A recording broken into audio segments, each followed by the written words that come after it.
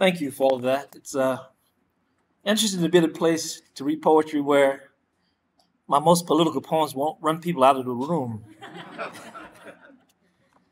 So you can't really understand how much I appreciate that. So here goes, 5 quick political poems.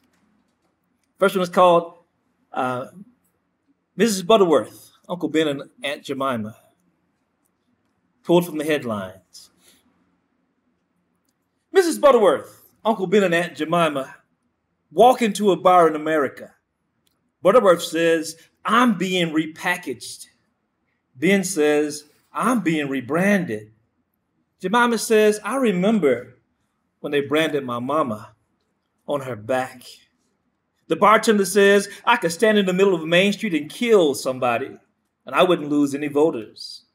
Butterworth says, "Then I'll take 8 bullets in my sleep."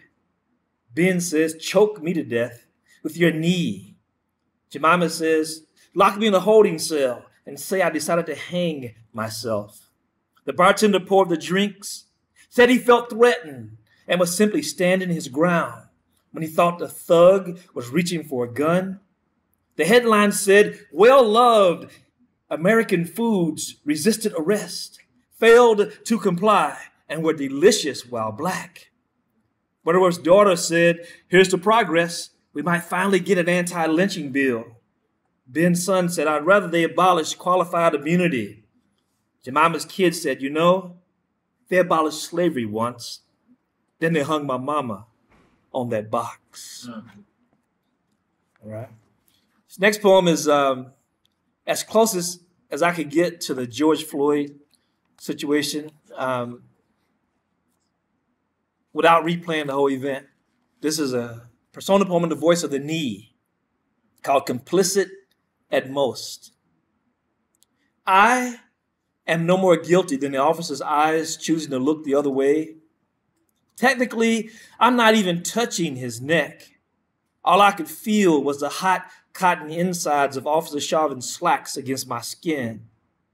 Almost 9 minutes is a long time to kneel on the neck, especially if you're unaccustomed to praying or begging.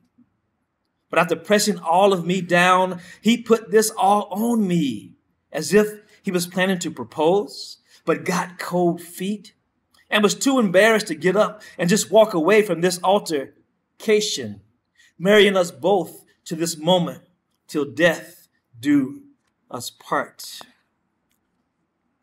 All right, hang in there.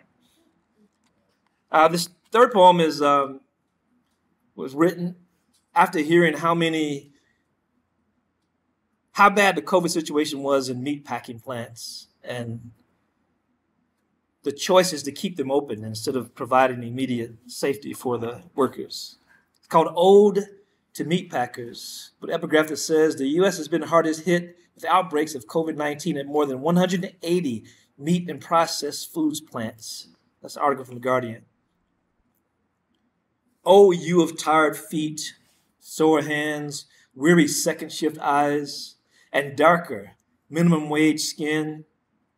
The executive order signed by the president to keep your plants open, to keep meat in grocery stores and on America's tables, despite the need for more spacing on your lines, personal protection equipment, more sanitizing stations, and barriers to separate workers, at least implies you are now essential. Forget the ICE raids, families at the border, and children still in cages. Ignore the prioritization of beef over ventilators, pork over vaccines, and poultry over tests.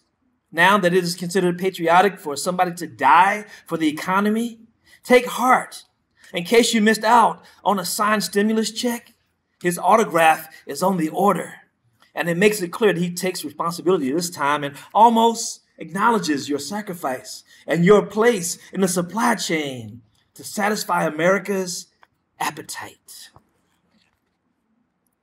Yeah, I know, these aren't love poems. All right, I'll close with these two. This next poem is called DJ Battle. And the epigraph says, "When the looting starts, the shooting starts. President DJ Trump." The oppressor's private property is always more important to the privileged.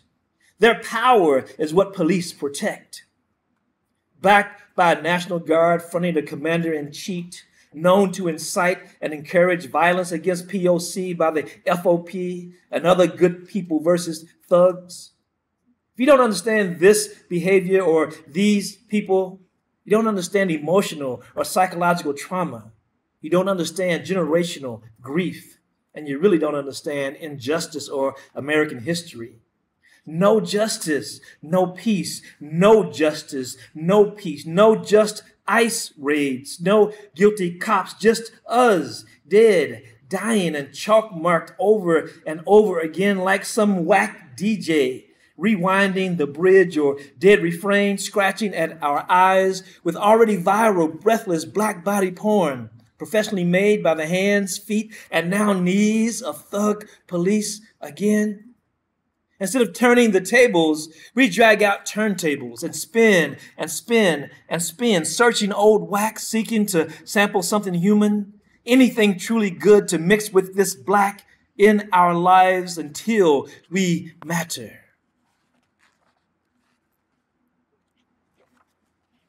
And I'll close with this poem called To the Man Spewing Spit and Vitriol in the Trooper's Face at the Capitol. And this is for Michigan. Expressing so much passion towards a woman who is not even there, a kiss away from a man who pretends that you aren't there either, has to be a whole chapter in the S&M guide in the universe to a sex manual for broken men.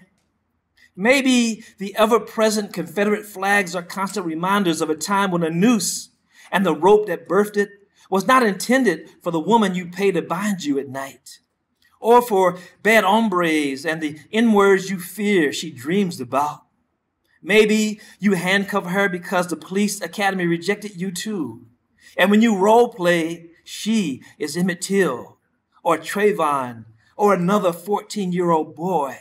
But that will make you a pedophile, and you aren't sick, just angry at a woman who you believe locked you up too tight, stripped you of your liberties, made you feel like 3/5 of a man, except for the massive gun you are carrying, which is not about overcompensation per se, but about expressing the freedoms you claim you no longer have, because a woman in the State House gave you no choice, took something precious and sacred from you without your consent, or before you could even agree on a safe word.